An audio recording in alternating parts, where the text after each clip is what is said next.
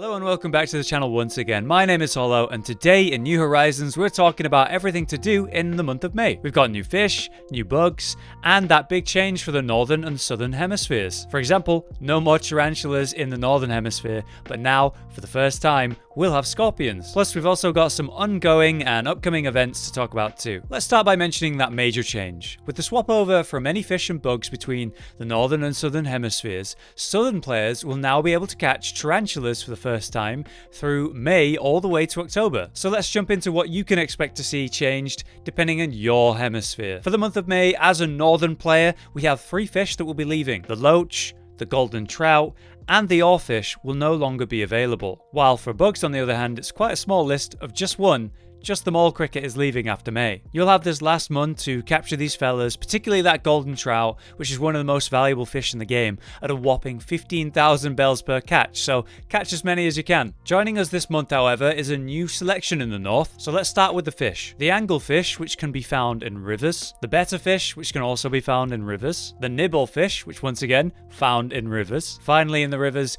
we have the rainbow fish too. Next, we have the catfish, which can be found in ponds, frogs, which can also be found in ponds, the giant trevally, which will be found at piers, and the mahi-mahi, which will also be found at the piers. That's it for the fish. Now let's talk about bugs for the northern hemisphere, new in May. We have the banded dragonfly, which you can find anywhere around your island. The great purple emperor, also found anywhere around your island. The Queen Alexandra's birdwing, what a fancy name, found anywhere on your island too. We have the diving beetle, which you can find in the water, holding onto the sides of rivers or swimming around in it. You'll need to catch these with a net and not use a fishing rod. Just the same, the pond skaters will also be found in these water environments, holding onto the walls or swimming around, and you've got to catch them with your net. Next, we have the Rosalia Beetles, which can be found on tree stumps, the Violin Beetles, which can also be found on tree stumps, and now the scorpions, which will be found in open grass, just like the tarantulas were. That's it for the northern players. Now let's talk about southern players. You guys have a lot to think about when it comes to leaving after May by comparison, so I'm going to blast through them. This will be your last chance for a little while to catch these fish: the cherry salmon, the charfish, the golden trout, the mitten crabs, guppy fish, neon tetrafish, the seahorses, zebra turkey fish, the barred knifejaw fish, and rayfish too. And then the bugs, leaving after May, will be the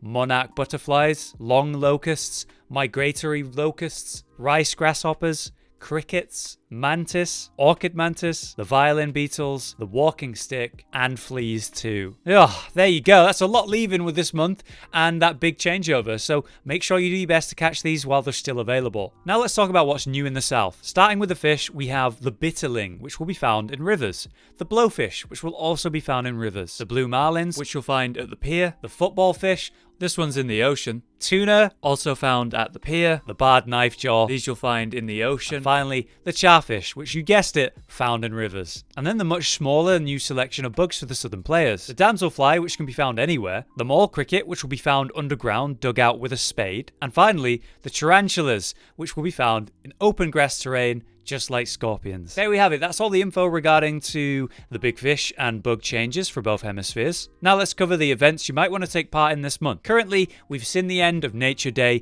and we have the end of the May Day event occurring right now, which was a surprisingly fun and short event in which you solve a maze to meet Rover and get a special traveling suitcase item and some bells for your efforts too. To do this event before the 7th of May, you need to talk to Tom Nook and be invited to the event via that. Then head to the airport and use your May Day ticket. A full guide on the event and how to get all the secrets can be found here on the channel. Upcoming, however, is the International Museum Day. Starting on May 18th, you'll be able to engage in an event where you collect stamps, which is pretty much any Animal Crossing player's dream, to be honest. We love collecting everything and anything. In this case, however, it's obviously museum-based, so probably to do with the collection of your critters so far. We'll have more details on this event soon when we get them, and you can most likely expect a full guide when the event does hit, so look out for that. The event will include some goodies as rewards, so I'm looking forward to it, obviously. But wonderfully, it will run for a good long time too, all the way until May 31st at the end of the month. For now though, that's all the big things to look out for in the month of May, so good luck with your to-do list. Be sure to hit this video with a like if it did help you. I much appreciate that. And until next time,